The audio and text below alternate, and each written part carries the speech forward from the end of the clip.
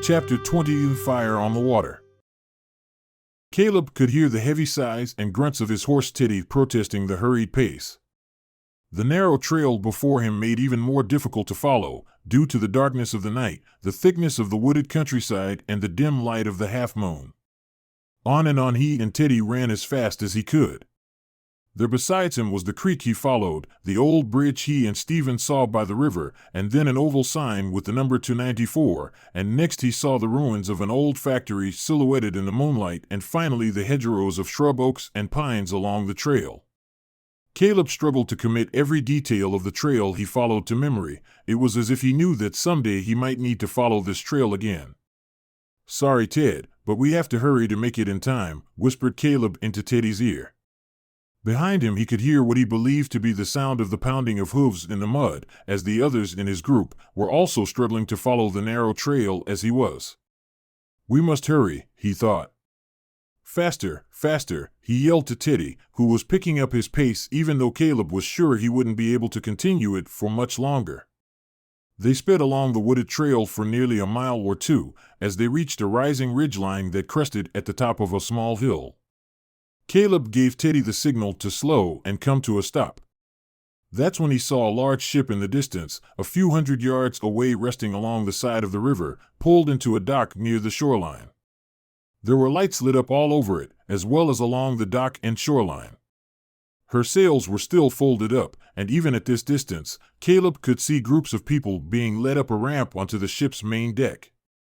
They were tied up and led in single file, while behind them and in front of them were spaced other men, who were apparently giving everyone orders.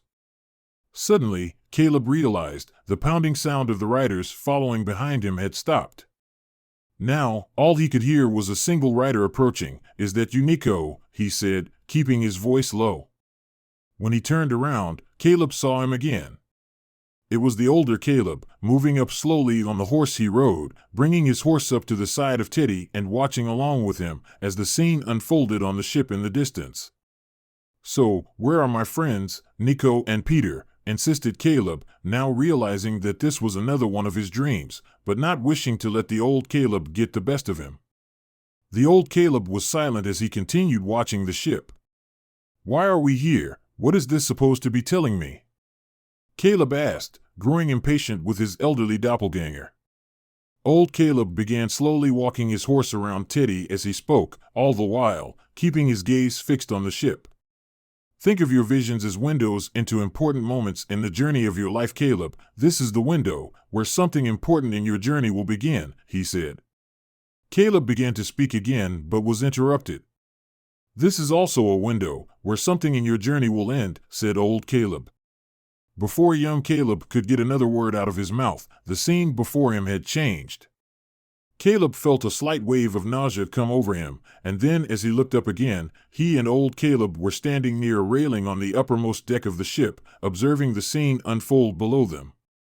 He could see about a dozen men and women being led up a ramp onto the ship's deck below them. Their hands and feet had been tightly bound, and he could then see other men in front and in behind of the group, holding rifles in their hands and directing their captives to cages that were awaiting them in an area below the main deck. "Cages," muttered Caleb. "Yes, just like you had in one of your earlier visions, but now different," whispered the old Caleb. "What are the cages for?" Caleb asked, looking around the ship for any clues that might help answer his question. "All is not what it might appear, Caleb," whispered the old Caleb, as they continued to watch the captives being assembled on the decks below, directed by their taskmasters. "You live in a time caught between the past, present, and future. This is where your past will end, and where your future will begin. You will be tried and tested, and you will be forced to make a great decision." "I don't understand. What has all of this to do with me?" insisted Caleb, turning to face the old Caleb, who had suddenly moved elsewhere. "I don't know any of these people, and this place is, well, strange to me." "You will have to let go of something in order to gain something," whispered the old Caleb into young Caleb's ear. "Look, Caleb, use your eyes. We haven't much time," cautioned the old Caleb. Caleb looked frantically around all the ship and its decks. He watched the men with their rifles pointed at the captives, and the cages being readied for them in the lower bowels of the ship. Then finally, he noticed the first group of captives. Some of them appeared strange, like having skin that was nearly as white as snow, and their eyes were red glazed over with panic and fear. These are like shadow people, thought Caleb. Finally, the words of the old Caleb continued to ring in young Caleb's ears. You will have to let go of something, he thought to himself, as he watched the second group of captives being led up the ramp. As he watched, he wondered where these people came from. Again, those words rang in his mind, you will have to let go of something. Or someone, Caleb whispered to himself, seeing 3 bound captives in the second group that he recognized clearly. It nearly made his heart stop. Yes, now you see, said old Caleb. But how did they get here? Caleb asked in disbelief.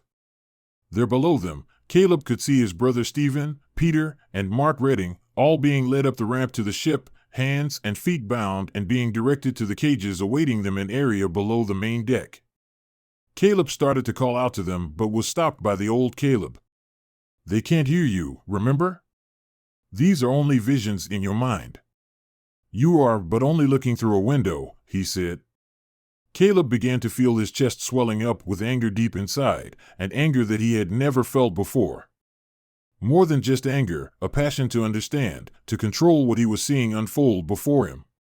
He could feel the pulse of his heart beating at the base of his neck as he continued to watch the prisoners below, being led unmercifully to their cages by these cruel men with rifles. He turned and stared at the old Caleb, his eyes feeling both the pressure of anger and the frustration of helplessness. With one stroke of his hand, Caleb reached over and struck old Caleb with all the force of frustration and anger that had been building up inside him. He struck old Caleb, partially out of the anger that had been building up inside him over what he was seeing, but also out of curiosity, to see if he could get the best of his counterpart at all. Old Caleb rolled onto the deck for a second. Quickly regaining his footing once again, he brushed himself off and stood facing the young Caleb. Very good, Caleb, now tell me, how did that make you feel?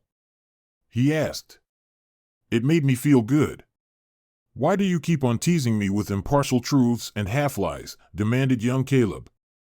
Ever since you first showed yourself to me, you've been eluding me and filling my head with ideas and teasing me with scenes of the future, but these scenes, as they turn out, are only partially true. Old Caleb began to laugh, moving toward him once again. Why do you keep on sleeping now that you're nearly awake?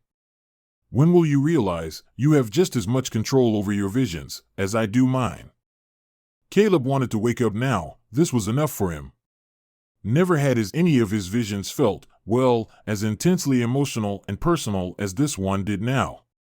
Caleb was nearly ready to turn around and put an end to this vision once and for all, when for some reason, he decided to take one last look around the ship and try to remember the faces of those who were responsible for this.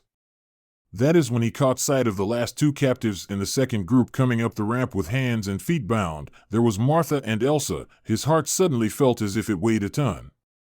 Where are we? Who are these people and why are they doing this? Caleb growled.